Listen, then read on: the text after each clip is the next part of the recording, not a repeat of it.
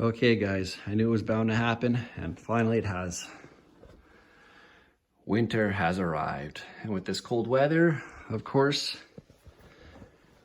I'm having battery troubles. Starting with my window slowly going up, and then finally the vehicle not starting. So I thought I'd make a quick little tutorial here on how to remove and install a battery on a 2018 Cadillac ATS 2-liter turbo. So looking in the trunk, here's where we're going to start, because as you guys know, our batteries are located in here. So this panel is going to come apart here. We are going to remove this panel here as well. And it looks fairly straightforward. A couple little plastic pop nuts here on the back. I am not sure yet, but we may need to remove a couple of these nuts on the back seal here under where the speakers are. But for the most part, it looks like it should be fairly simple. Maybe taking off this back cover, but follow along and let's get this thing up and running again. Okay, so now that we got those panels pulled apart there, we're gonna go ahead and pull this back panel off here. Looks fairly simple. You're gonna need to do just behind this panel here, and then go to the other side, and the same thing over here. So for that, we're going to be using our T40 Torx, and then just our little push-pull pry tool.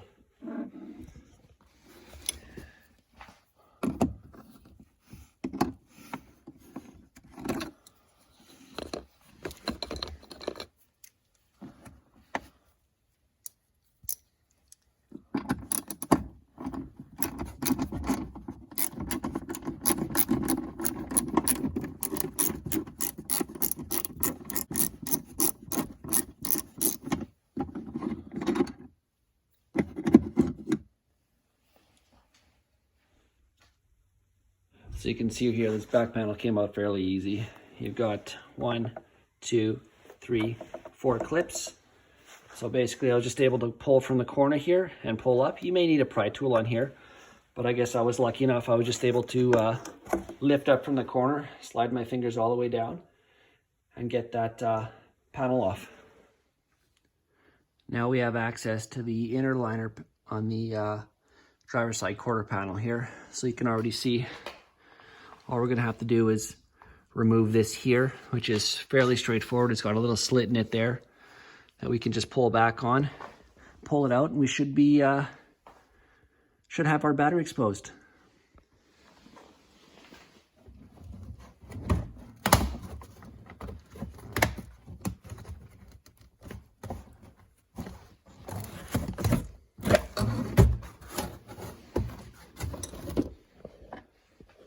Bingo, and just like that, we've got access to our battery.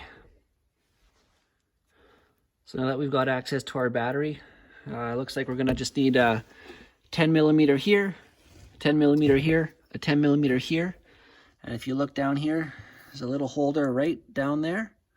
That's a 15 mil. We're gonna go ahead, loosen all that up, and get this battery out of here and get ourselves a new one.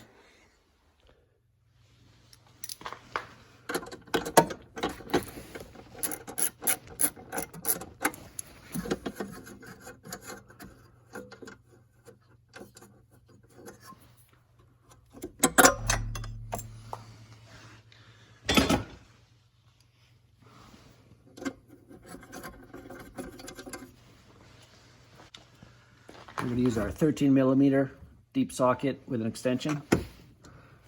Get this lower mount off.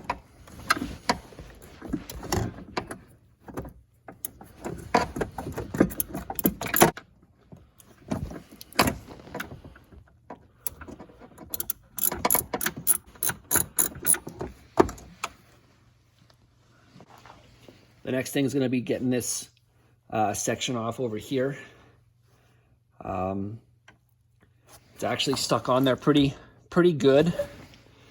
So on the side of the battery here, you're gonna have to just use a flathead screwdriver and just flick it in between the battery here and pull it apart like this. And you're able to lift it up like this. So we can go ahead and remove the battery now. So there you go. Got the battery removed here. Here are the specs of the battery in case you need it. A couple things to note also is just this little plug on the side here, just a little vent for the AGM battery here. And this is how this relay looks over here. I guess what I wanted to show you are just these clips over here on the side of the battery. So you can see right over here. And then right over here. So there's two clips on there that you got to worry about. So that's what I was prying at with the flathead. Now we'll go ahead and get the new battery installed. Okay guys, so the next step once we've got that battery installed is going through my owner's manual here. I looked at this and it says to turn the ignition on but do not start the engine. Leave the ignition on for at least 3 minutes so that the electronic throttle control will cycle its relay and home position, then turn off the ignition. Once we've done that, we are to start and run the engine for at least 30 seconds. It also has a note here about the start-stop function, which we have to perform on page 191. So in regards to the start-stop function, it says, if equipped with start-stop, which the system is, the engine will not engage auto start-stop after battery is disconnected. After reconnecting the battery, the vehicle must sit untouched for 4 hours.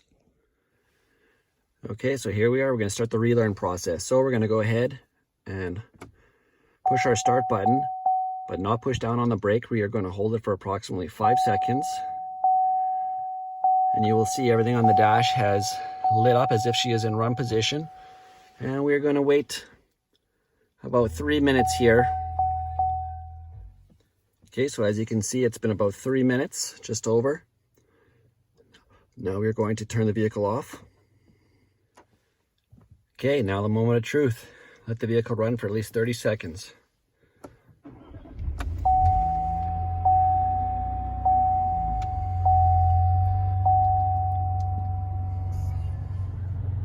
Okay guys, just got back from the road trip there, and as you can see, everything is looking really good. Car is driving and performing as it always has. No check engine lights.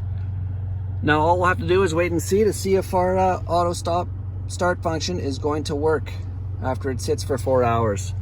So I hope you enjoyed the video. Thanks for watching. Stay tuned for the next.